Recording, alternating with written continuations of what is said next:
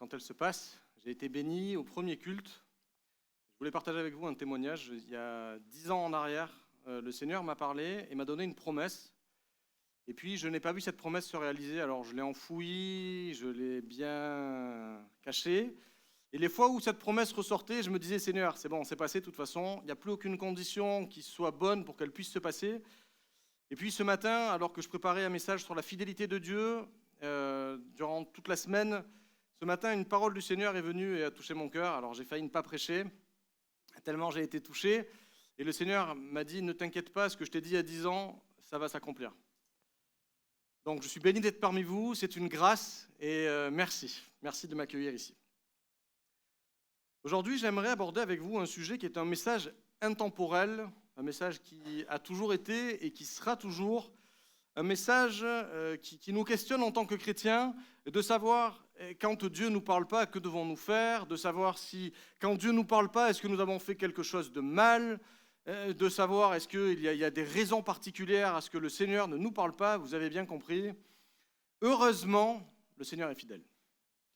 Ça, c'est un élément essentiel que je souhaite déjà vous apporter parce que la parole de Dieu nous l'enseigne. Dieu est fidèle et Dieu ne t'abandonne jamais. Alors ce matin, c'est un message d'encouragement pour chacun d'entre nous. C'est un message d'encouragement pour toi spécifiquement qui est là aujourd'hui. Et eh bien, si nous devions définir ensemble qu'est-ce que la fidélité, eh bien, le dictionnaire nous donne cette définition. C'est la qualité de quelqu'un de dévoué, attaché à quelque chose ou à quelqu'un. Alors je souhaite ce matin de tout mon cœur que ce soit vous qui soyez attachés au Seigneur autant que le Seigneur est attaché à vous. J'aimerais vous informer de quelque chose. Nos pensées, quand nous les travaillons, conduisent à des actions. J'espère que je ne vous choque pas, j'espère que je ne vous apprends rien du tout. Quand nous pensons à des sujets spécifiques, le jour où nous nous retrouvons devant la situation, eh bien tout ce que nous avons réfléchi va se produire.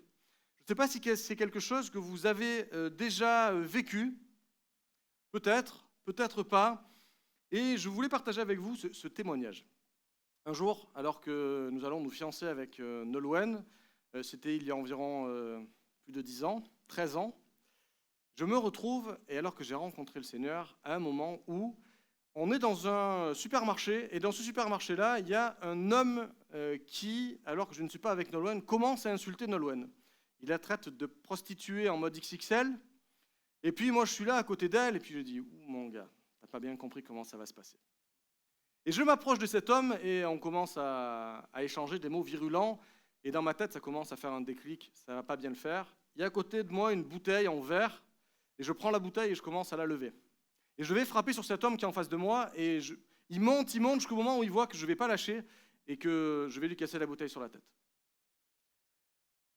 Alors je me retrouve là, je lève cette bouteille, et d'un coup, je vois cet homme qui commence à avoir peur, et surtout, je vois sa petite fille de 3 ans qui me regarde comme ça. Et là, je suis saisi, et je me dis, mince, quel malheur tu es en train de faire et comment tu es en train de marquer cette petite fille alors qu'elle ne t'a rien demandé. Et le Seigneur m'arrête. Heureusement, le Seigneur était déjà dans ma vie, même si j'avais des attitudes qui étaient un petit peu extravagantes. Le Seigneur m'arrête et me montre cette petite fille. Alors je m'arrête et je demande pardon à cet homme et à cette petite fille pour les avoir autant marqués. Où est-ce que je vais en venir au travers de ce témoignage ? J'avais travaillé cette situation depuis bien des années. J'écoutais des musiques bien violentes, je regardais des films bien violents, j'aimais m'animer à me dire que si je croisais quelqu'un dans la rue, j'allais me battre. Et donc, le jour où ça se présente à moi, eh bien voilà, je suis frais et disponible à accomplir ce que j'ai prévu pour moi-même. Ça, c'est une part. Mais la part pour le Seigneur est exactement la même. Il faut préparer les situations avant qu'elles ne se passent. Alors, personne n'est devin au milieu de nous. Pour autant, quand nous lisons la parole de Dieu, quand nous maturons ce que nous trouvons dedans, quand nous prions et nous demandons au Saint-Esprit d'être en nous, eh bien le Seigneur nous dirige et nous contrôle. Alors, j'aimerais parler avec vous d'un homme qui a su se contrôler et qui s'est dit une chose. On va le voir ensemble, je ne vais pas tout vous dire, sinon vous n'allez plus écouter. Reste fidèle. C'est le titre du message de ce matin. Reste fidèle. Ton regard va déterminer ta réaction face à l'épreuve. Est-ce que quelqu'un dans la salle aime les épreuves? Non. Est-ce qu'on aime que le Seigneur nous bénisse? Est-ce qu'on aime que le Seigneur soit présent et disposé et quand on crie à lui, clac, le miracle se produit? J'aime ça personnellement, mais ce n'est pas ce qui est arrivé à notre cher Joseph. Peut-être connaissez-vous l'histoire de Joseph en Genèse 37. Joseph est dans une famille un petit peu chaotique. Son père est plutôt polygame. Il a plutôt 4 femmes et il a beaucoup de frères. Et il faut savoir que Joseph est le préféré de tous ses frères parce que c'est le fils de la femme que son père aimait. Il ne nous a pas dit qu'il aimait les autres. Par contre, il aimait Rachel. Et donc Joseph est un petit peu le chouchou. Il vit dans une vie de confort, il a de l'argent, son père est riche quand il a quitté Laban, et il se retrouve ici, et lisons ensemble, Genèse 37, à partir du verset 2, il y a beaucoup d'éléments importants que nous allons voir ensemble. Voici la lignée de Jacob. À l'âge de 17 ans, Joseph prenait soin du troupeau avec ses frères. Le garçon était en compagnie des fils de Bila et de Zilpa, les femmes de son père, et ils rapportaient leurs mauvais propos à leur père. Israël aimait Joseph plus que tous ses autres fils parce qu'il l'avait eu dans sa vieillesse, et il lui fit un habit de plusieurs couleurs. Ses frères remarquèrent que leur père l'aimait plus que tous et se mirent à le détester. Ils étaient incapables de lui parler sans agressivité. Première référence au fait qu'il les détestait. Joseph fit un rêve et il raconta à ses frères qui le détestèrent encore plus. Il leur dit, écoutez donc le rêve que j'ai fait. Nous étions en train d'attacher des gerbes au milieu des champs et voici que ma gerbe s'est dressée et est restée debout. Vos gerbes l'ont alors entourée et se sont prosternés devant elle. Ses frères lui dirent, est-ce que vraiment tu vas régner sur nous? Est-ce que tu veux vraiment nous gouverner? Et ils le détestèrent encore plus à cause de ses rêves et ses paroles. Joseph fit encore un autre rêve et il le raconta à ses frères. Il dit, j'ai fait encore un rêve. Le soleil, la lune et 11 étoiles se prosternaient devant moi. Il le raconta à son père et à ses frères. Son père lui avait dit des reproches et lui dit, que signifie le rêve que tu as fait? Faut-il que nous venions, moi et ta mère et tes frères, nous prosterner jusqu'à terre devant toi? Ses frères se montrèrent jaloux, mais son père garda le souvenir de cela. Les frères de Joseph étaient allés s'occuper du troupeau de leur père. Israël dit à Joseph, tes frères ne s'occupent-ils pas du troupeau à Sichem? Vas-y, je veux t'envoyer vers eux. Il lui répondit, me voici. Lisons ensemble, si vous le voulez bien, Genèse 39. Joseph a été jeté dans une citerne. Pourquoi? Eh bien parce que ses frères avaient réfléchi au fait qu'ils n'aimaient pas Joseph. Et le jour où ils se trouvent dans une situation, ça fait déjà des années qu'ils se marmonnent en eux-mêmes, toi t'es le chouchou, le jour où on t'attrape, ça en est fini de toi. Et le jour où Joseph arrive et il est tout seul parce que son père l'a envoyé, que font-ils? Tuons-le. Facile, ils l'ont réfléchi depuis déjà bien des années. Et donc ils l'attrapent et le Seigneur conduit pour qu'il soit seulement jeté dans une citerne. Nous passons tout ça et nous nous retrouvons quand Joseph, après avoir été pris en tant qu'esclave, arrive chez Potiphar. Donc Genèse chapitre 39, à partir du verset 1. Quant à Joseph, on l'avait fait descendre en Égypte et Potiphar, l'officier du Pharaon qui était chef des gardes, un Égyptien, l'avait acheté aux Ismaélites qui l'avait fait descendre. L'Éternel fut avec Joseph et la réussite l'accompagna. Amen. Il habitait dans la maison de son maître égyptien. Son maître vit que l'Éternel était avec lui et que tout ce qu'il entreprenait était réussi. L'Éternel faisait réussir entre ses mains. Waouh! Et Joseph trouva grâce aux yeux de son maître. Il l'employa à son service, l'établit responsable de sa maison et lui confia tous ses biens. Dès que Potiphar l'eut établi responsable de la maison et de tous ses biens, l'Éternel bénit la maison de cet Égyptien à cause de Joseph, et la bénédiction de l'Éternel reposa sur tous ses biens, que ce soit à la maison ou au champ. Alors ce qu'on voit là, eh bien, c'est que malgré qu'il ait eu une vie difficile, Joseph, avec ses frères, malgré qu'il ait été donné, eh bien, le Seigneur vient et le bénit, il le met dans une maison où l'Éternel est avec lui. Alors on pourrait se dire, c'est une très bonne chose, quand un malheureux crie à l'Éternel, vous savez ce que l'Éternel fait? Il lui répond et il le sort de son malheur. Alors là, malgré qu'il soit esclave, malgré qu'il ait quitté une situation confortable, eh bien, il se retrouve dans une position où il est béni. Waouh, quelle chance! Déjà, Dieu lui parle 2 fois, il lui donne 2 songes. C'est quelque chose d'assez exceptionnel à 17 ans que d'avoir 2 songes et de savoir qu'une grande destinée nous est réservée. Alors revenons en arrière. Les frères de Joseph étaient allés s'occuper, au chapitre 37, au verset 12, du troupeau près de Sichem. Israël dit à Joseph, « Tes frères ne s'occupent-ils pas du troupeau à Sichem? Vas-y, je veux t'envoyer vers eux. » Il lui répondit, « Me voici. » Alors ce « me voici » qui est ici vient de l'hébreu « inéni ».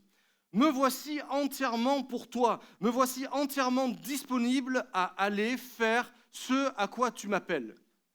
Et ce terme-là est un terme biblique employé dans les moments difficiles et décisifs dans la destinée de gens importants. Alors si on regarde, eh bien, Dieu pose la question à Abraham, lorsque Dieu l'appelle pour lui demander de sacrifier son fils Isaac, il lui dit « Abraham, Abraham », et Abraham répondit « Me voici ». Pour Jacob, Genèse 31, 11, Dieu apparaît à Jacob dans un rêve pour lui dire de retourner dans son pays natal. Jacob répondit, « Me voici ». Et si on va jusqu'à Moïse, Moïse se retrouve au pied du buisson ardent, en Exode 3, 4, et Dieu vient et lui parle. Vous savez ce que répond Moïse? « Me voici ».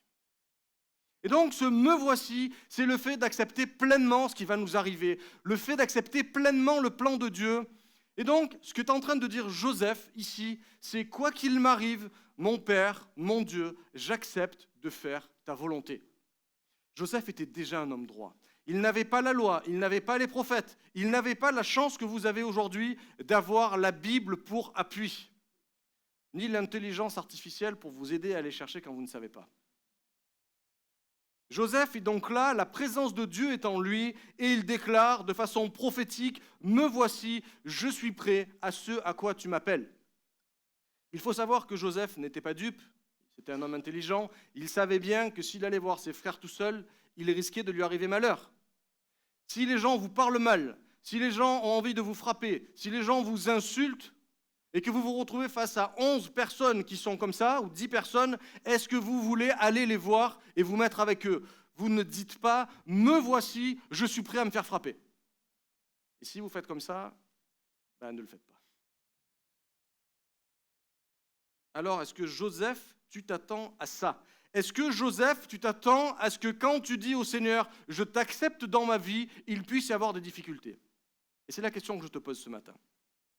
Est-ce que quand tu as accepté le Seigneur dans ta vie, est-ce que quand tu lui as dit « j'accepte de te suivre, je t'accepte en tant que mon Seigneur et mon Maître, partout où tu me demanderas d'aller, j'irai », tu savais qu'il allait t'arriver des problèmes?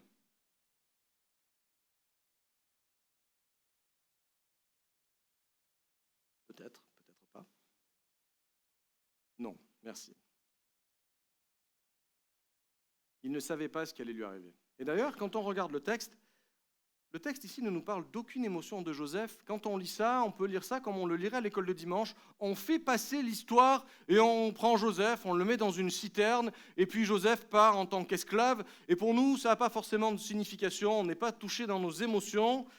Mais en Genèse 42, au verset 21, il nous est dit, quand les frères de Joseph se retrouvent face à Joseph, qui est aujourd'hui en charge de l'Égypte, « Nous avons vu sa détresse quand il nous demande des grâces. » Joseph a donc dû les supplier, « S'il vous plaît, mes frères, ne me tuez pas. S'il vous plaît, mes frères, ne m'envoyez pas en tant qu'esclave de gens que je ne connais pas. Ne me faites pas de mal. » Joseph a dû souffrir, Joseph a dû se sentir rejeté totalement. Et c'est dans ce contexte-là que Joseph arrive dans la maison de Potiphar. Il a été rejeté par sa famille. Il a été maltraité par ses frères. Il a été vendu pour seulement 20 cycles d'argent. C'est seulement le prix duquel on vend un esclave qui a cet âge-là. Alors je pourrais poser la question à Joseph, si je l'avais en face de moi. « Hé Joseph, tu as accepté Dieu dans ta vie, tu lui as dit « me voici, je suis prêt à faire ton œuvre » et de suite, après avoir accepté Jésus dans ta vie, tu te retrouves au fond d'une citerne et vendu esclave. Waouh, mon gars, t'es un loser. » On aurait pu dire ça à Joseph. Est-ce que l'on voit Joseph se plaindre. Absolument pas. Joseph ne se plaint pas. Joseph a quelque chose qu'il a reçu, et ce qu'il a reçu, c'est Dieu qui lui a révélé. Donc, quand Dieu nous révèle les choses, que faisons-nous? Est-ce que nous voulons que les choses se passent tout de suite? Si Dieu nous a promis qu'il sera avec nous jusqu'à la fin du monde, est-ce que nous voulons la bénédiction tout de suite, dès que j'ai accepté le Seigneur dans ma vie? Tout ce que je te demande, Seigneur, je veux que tu me le donnes. Joseph avait bien compris que la fidélité de Dieu était pour sa vie. Mais lui, en échange, était fidèle à Dieu. Il ne se plaint pas, et dans la maison dans laquelle il est, il devient une bénédiction pour la famille de Potiphar. Alors non, Joseph ne reste pas à rien faire. Il est issu d'une famille confortable, il a les moyens et il a vécu tranquillement, il avait une bonne place, et du jour au lendemain, après que ses frères l'aient bien haï, on l'envoie et il change de statut social, il passe esclave. Quelle dégradation cela aurait pu-t-il être? Et Joseph connaît les promesses que Dieu lui a mises sur son cœur. Genèse 39, 2, 3 nous dit que l'Éternel fut avec Joseph et la prospérité l'accompagna.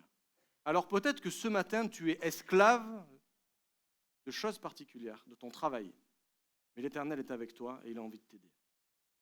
Peut-être que ce matin, tu te dis, mais mince, depuis tant d'années, Seigneur, je suis là à attendre que tu me mettes la bonne personne en face de moi et tu es prêt à lâcher. Le Seigneur te dit, reste fidèle parce que j'ai un plan parfait pour toi.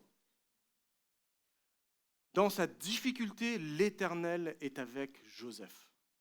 Pourquoi? Parce que Joseph est avec l'Éternel. Et ce matin, si je te posais cette question, dans ta difficulté, est-ce que tu es avec l'Éternel? Il est facile de mettre notre regard sur la bénédiction, mais quand la bénédiction s'arrête, nous ne comprenons plus. Si nos regards sont tournés vers la bénédiction, au moment de l'enlèvement de la bénédiction, tu diras, Seigneur, où es-tu? Si tes regards sont tournés vers l'Éternel, quand la bénédiction est là, tu t'y fais, quand la bénédiction n'est pas là, tu t'y fais également. Parce que celui qui t'a appelé est fidèle et il accomplira ce à quoi il t'a appelé. Et c'est comme ça que Joseph n'a pas regardé la bénédiction d'être chez Potiphar. Parce que quand tout va mal, il est facile de crier à Dieu. Mais quand tout va bien, Joseph maintenant est dans l'abondance. Il est là, il gère la maison complète. La seule chose que fait le maître de la maison, c'est de se soucier de son repas. Hormis ça, il ne fait plus rien du tout. Il a tout délégué à Joseph. On pourrait dire, Joseph, tu es béni de Dieu. Et c'est le cas. Mais si on s'arrête à la bénédiction que le Seigneur nous a donnée, le jour où la bénédiction disparaît, tu as l'impression que tu vis dans les ténèbres.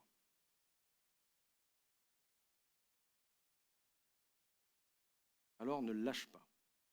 Parce que là arrive le harcèlement sexuel. Oui, nous pesons nos mots. La femme de Potiphar lui dit « couche avec moi ».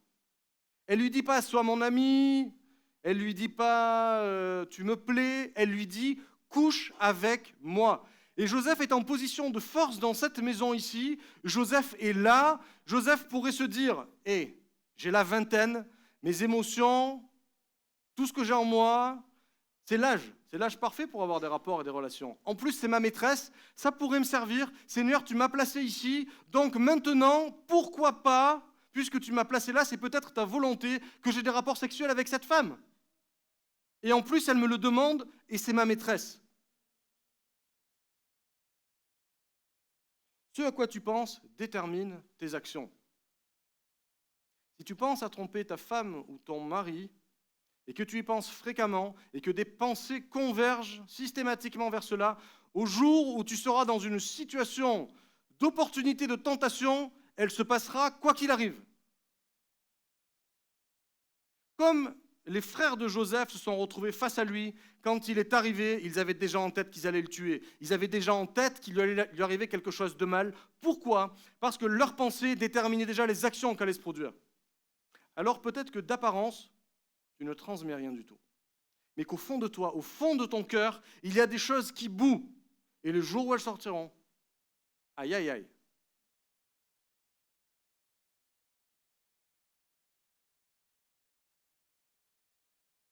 Je ne sais pas si vous connaissez cette expression, c'est dans les Proverbes.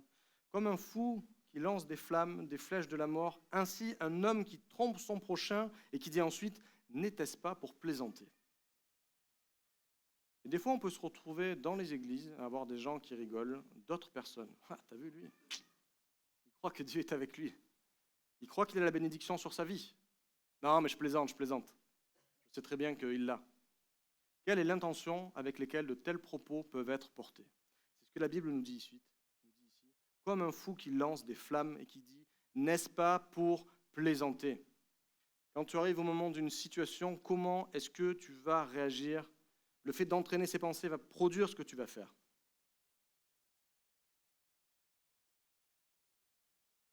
L'enseignement profond qu'on va trouver ici avec notre ami, c'est qu'il sait se gérer.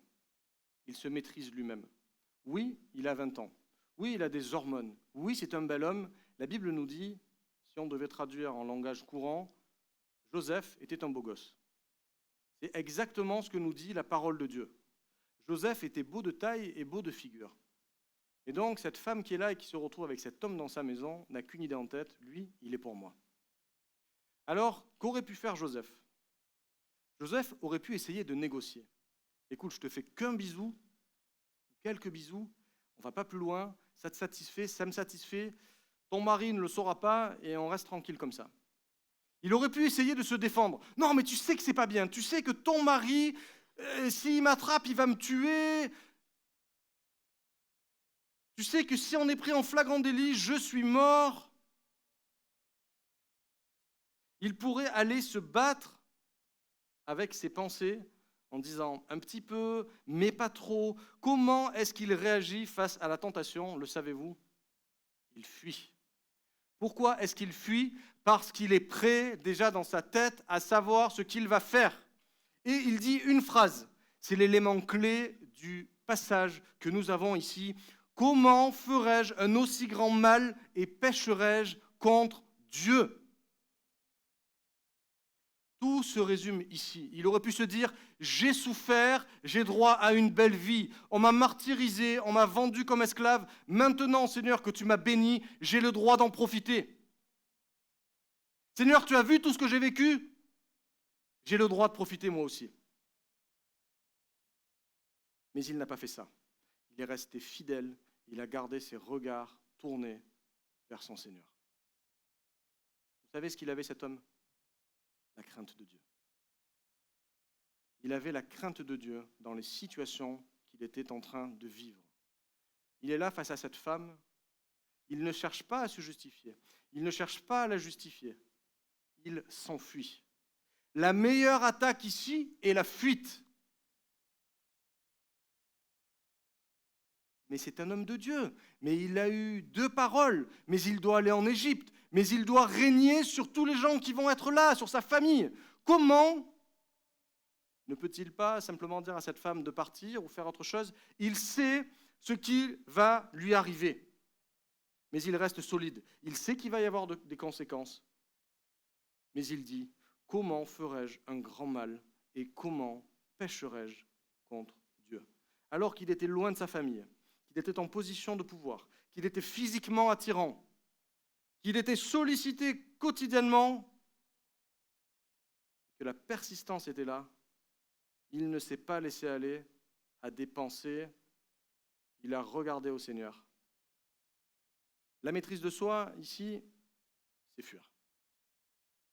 Si aujourd'hui tu es dans une situation où tu te demandes ce que tu dois faire, il peut falloir fuir. Des fois, on se retrouve à chercher ce que le Seigneur ne nous a pas donné. Le Seigneur a parlé à Joseph au travers de 2 songes. Il aurait pu se dire, comme tu m'as parlé au travers de 2 songes, j'ai fait un rêve cette nuit, probablement que ce rêve-là, c'est toi qui me l'as donné. Et Seigneur, j'ai vu 3 femmes. Est-ce que c'est que je peux choisir une des 3? Est-ce que c'est que je dois avoir les 3?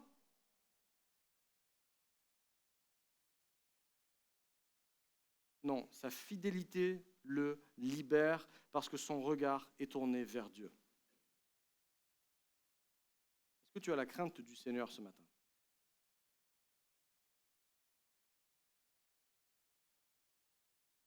Il ne considère pas que c'est tu dois ou tu ne dois pas. Il voit ça surtout comme dans sa relation avec Dieu, il a signé une alliance en disant « Me voici, envoie-moi, je suis disponible à faire ce que tu veux ». Il a signé une alliance et donc tout ce qu'il réfléchit, il le réfléchit envers Dieu. Et dans cette perspective, le péché prend une autre dimension. Le péché n'est pas tourné vers lui-même, vers ses avantages, vers ce qu'il a acquis, mais il est tourné vers Dieu. Il sait que Dieu est fidèle et que Dieu a un plan parfait pour lui. Est-ce que ce matin, tu sais que Dieu a un plan parfait pour ta vie? Et que même si tu ne le vois pas, il a prévu l'étape d'après. Est-ce que tu peux nous mettre, s'il te plaît, la photo? Ça, c'est notre vie. Alors là, vous ne le voyez pas, mais c'est Joseph, avec un grand sourire. Et ça, c'est toutes les épreuves qui sont dans sa vie. Et il ne voit pas les épreuves qui arrivent après. Il va devoir faire face à ses frères. Il va devoir faire face à la femme de Potiphar. Il va être mis en prison. Et en prison, vous savez ce qu'il va se passer? Le Seigneur va le bénir. Donc même dans ta prison, le Seigneur peut te bénir. Pour arriver où? Devant, en haut, ce que le Seigneur avait prévu. 13 ans sans que le Seigneur ne lui reparle des 2 songes qu'il avait eus. 13 ans pendant lesquels il n'a pas détourné son regard de Dieu. Pendant 13 ans, il a su se dire « Je ne veux pas pécher contre Dieu ». Joseph préfère perdre sa chemise plutôt que son intégrité. Est-ce que tu es prêt à lâcher pour aller dans une autre étape? Il était dans une maison de bénédiction et il part en prison. On pourrait se dire, qu'est-ce qu'il a fait de mal? Et des fois, en tant que chrétien, c'est la question qu'on se pose. Seigneur, j'avais l'abondance, j'avais toutes les choses qui se passaient bien dans ma vie, et aujourd'hui, je suis dans l'équivalent d'une prison, enfermé, je ne sais plus quoi faire. Est-ce que j'ai fait quelque chose de mal? Est-ce que, Seigneur, tu m'as abandonné?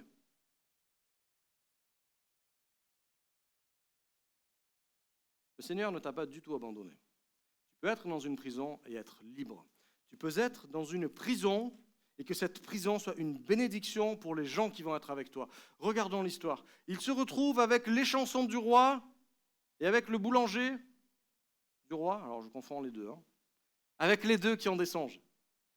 Lui-même va donner la signification des songes et ça va se réaliser.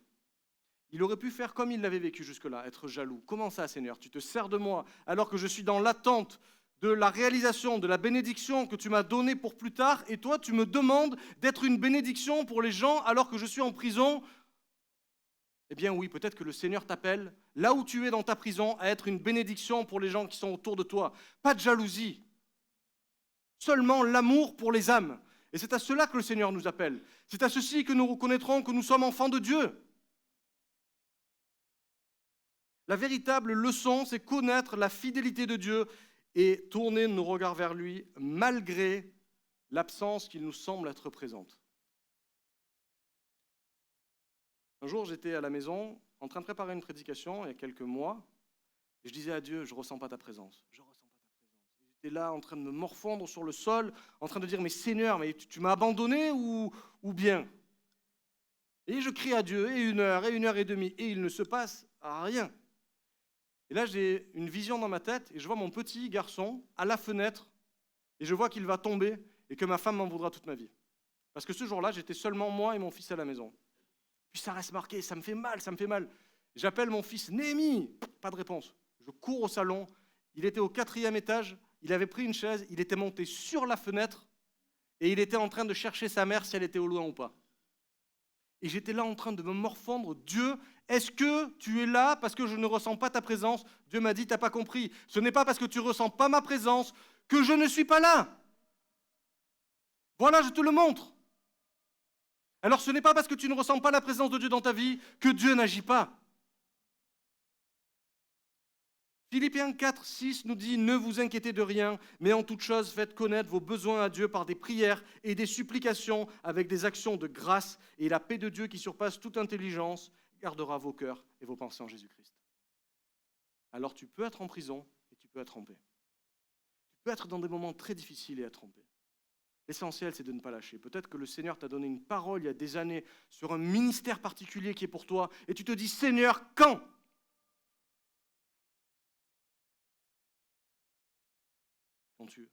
Quand le Seigneur l'aura décidé. L'essentiel, c'est de ne pas lâcher ce que le Seigneur a mis sur ton cœur.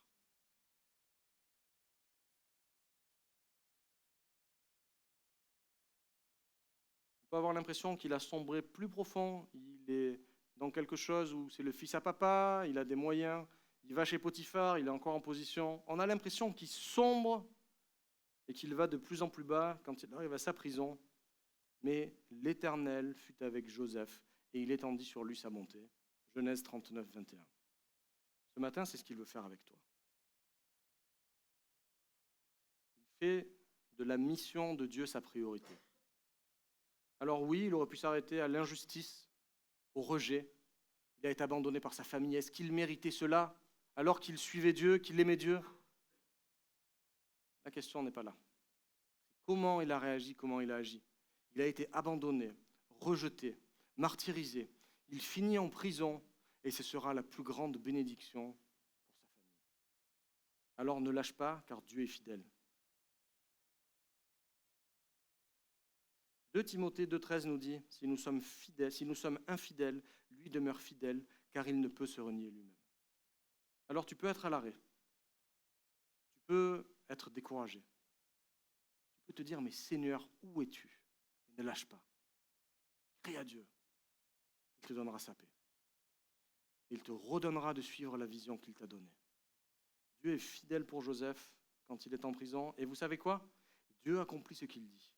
Quand Joseph arrive à 30 ans, donc 13 ans après que le Seigneur lui donnait ses 2 songes, eh bien la parole de Dieu s'accomplit. Il devient la personne la plus importante en Égypte après le Pharaon. Et il arrive à ce poste, il pourrait se dire, maintenant que vous m'avez tourmenté, mes frères, et que vous êtes en face de moi, je vais vous montrer qui c'est le boss. Maintenant que le Seigneur m'a béni, je vais vous torturer. Je vais vous faire passer par les pires sévices. Rappelez-vous.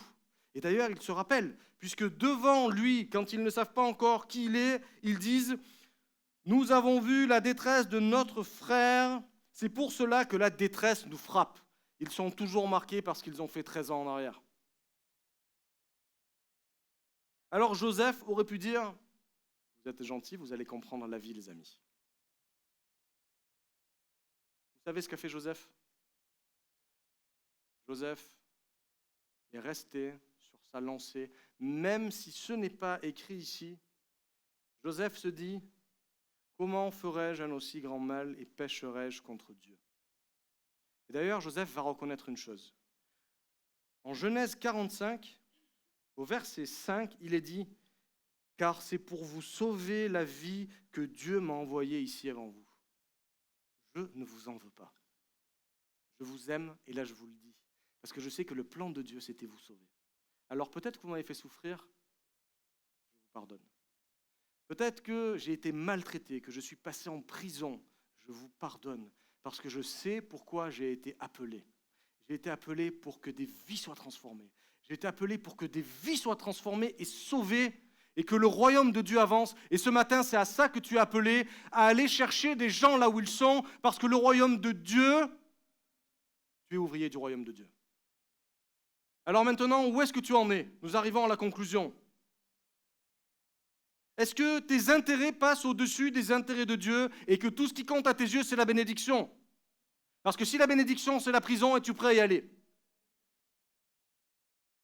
Si la prison, c'est souffrir, es-tu prêt à aller parce que Dieu t'y appelle?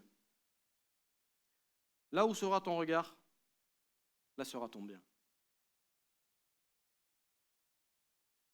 C'est un encouragement. Joseph est pour nous un encouragement. Nous avons plus que Joseph. Si Joseph, sur 2 paroles, a réussi à mener 13 ans et garder ancré en lui, combien nous-mêmes, qui aujourd'hui avons la parole de Dieu, qui avons le Saint-Esprit, pouvons-nous accomplir des choses plus grandes que ce qu'a fait Joseph? Est-ce que ce matin, c'est ton souhait que le Seigneur habite en toi et que le Seigneur se serve de toi pour que tu sois une bénédiction, toi, parmi les gens autour de toi? L'encouragement, c'est que oui, tu peux y arriver. Oui, en restant fidèle à Dieu, bien Dieu restera fidèle avec toi parce que sa nature ne peut pas changer. Alors, on peut voir que Joseph est passé par des moments difficiles en conclusion. Mais il appelle le mal par son nom, il ne minimise pas le péché. Tu veux coucher avec moi? C'est non, je m'en vais. Il ne saisit pas la tentation. Il ne met pas un doigt parce que sinon il perd son salut.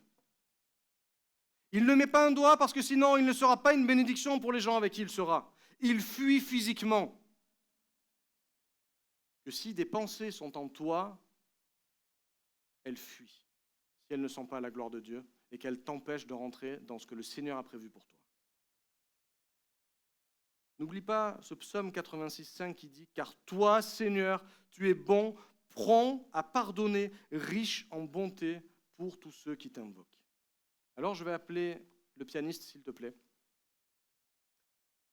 Et on va prendre un temps que chacun puisse s'analyser lui-même.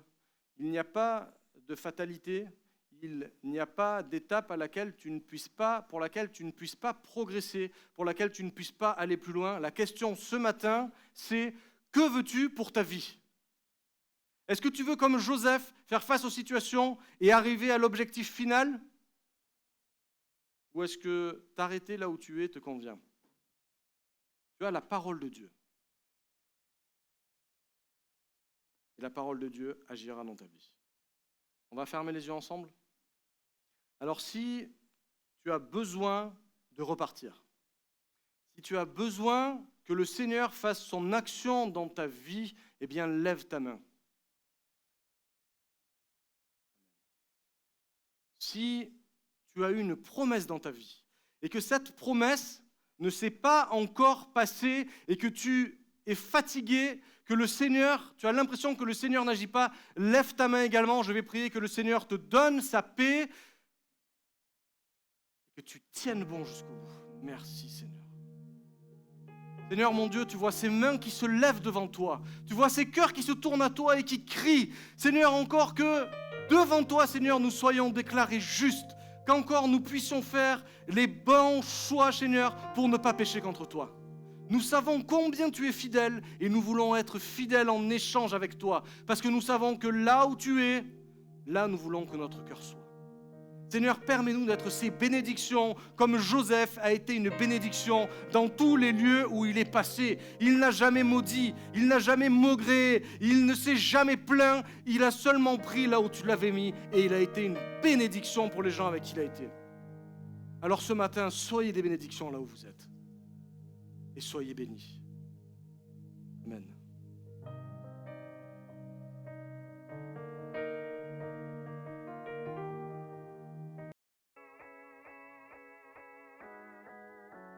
Bienvenue à l'église La Porte. Nous aspirons tous à une vie meilleure et à la paix intérieure. Mais nos souffrances passées, même en tant que chrétiens, freinent souvent cette quête personnelle. Notre église veut être cette église hôpital, centrée sur Jésus pour soigner, équiper et faire des disciples épanouis. Sa mission, centrée sur Jésus, vise à impacter chaque individu de tout âge au service de Dieu. Aujourd'hui, nous soignons déjà par des initiatives comme Libère ton identité, des ateliers sur la parentalité ou contre les violences sexuelles. Nous accompagnons chaque personne en les équipant et les formant pour qu'elles deviennent et forment des disciples. Notre grand défi est de développer notre vision d'église hôpital en implantant de nouvelles églises hôpitaux. Dès 2025, pour que plus de personnes puissent profiter de nos ressources, nous sommes très heureux de vous annoncer notre projet d'implantation église hôpital à Courbevoie. Pour réaliser cette vision de soigner, équiper et envoyer, nous avons besoin de vous. Devenez l'un de nos 200 partenaires en vous engageant à donner 35 € ou plus par mois pour soutenir cette vision. Ensemble, soignons des vies. Jésus agit encore. J'ai été équipé. J'ai été restauré. J'ai été renouvelé. J'ai été transformé. Nous sommes heureux de pouvoir être partenaires de l'église La Porte. Je suis un partenaire et un fier partenaire de l'église La Porte. Je suis partenaire de l'église La Porte. Jésus agit encore. Jésus agit encore. Jésus agit encore. On veut vous le dire que Jésus agit encore et que le Seigneur veut agir de manière extraordinaire dans les cœurs et dans les vies.